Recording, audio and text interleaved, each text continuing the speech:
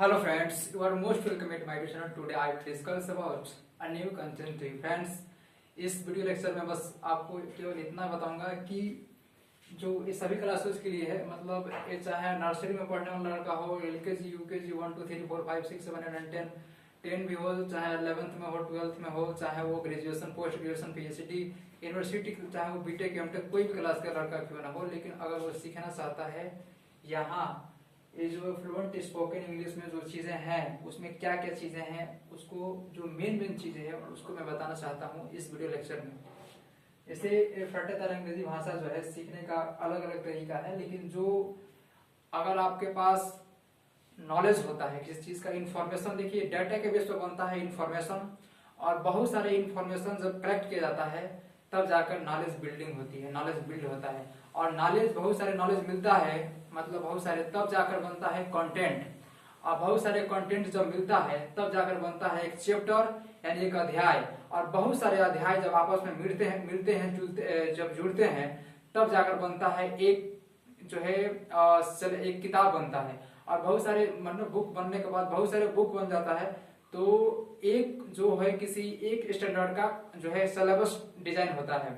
बहुत सारे किताबों के जुड़ने के बाद एक सिलेबस का डिजाइन होता है, और ऐसे ही अलग अलग स्टेज में अलग अलग जो है स्टैंडर्ड में अलग अलग जो मापदंड है, अलग अलग क्राइटेरिया है हर चीज का, तो एक जो है उसका लेवल बढ़ाकर, जैसे उसका रिक्स कह सकते हैं या लेवल कह सकते हैं।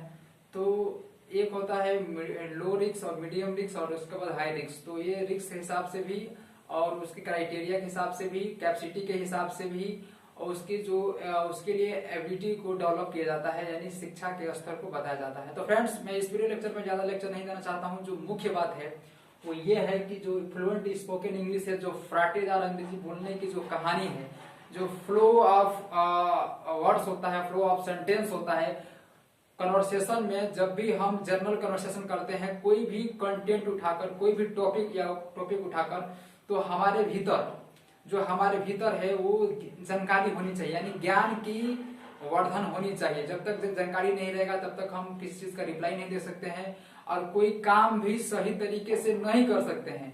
तो ये जरूरी है कि हम जो है नॉलेज, देखिए नॉलेज जो है हमेशा, जो जानकारी होता है नॉलेज, वो बिल्ड्स करता है कॉन्फिडेंस को। आपकी जो आत्मविश्वास है, जो आत्मा की विश्वास है उसके प्रति, उसको बढ़ोतरी करने का काम करता है नॉलेज।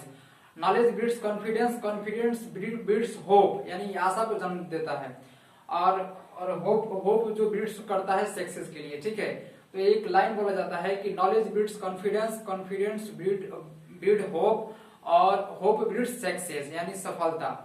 तो अगर आप सक्सेस होना चाहते हैं यानी तो इसके लिए क्या करना पड़ेगा, सबसे पहले थ्योरेटिकल नॉलेज को आपको एक्वायर करना पड़ेगा, गेन करना पड़ेगा, और फिर जो है इसको प्रैक्टिस में लाना पड़ेगा। प्रैक्टिस यानी अभ्यास, वही असली काम होता है, यानी real work is practice, practice makers perfect.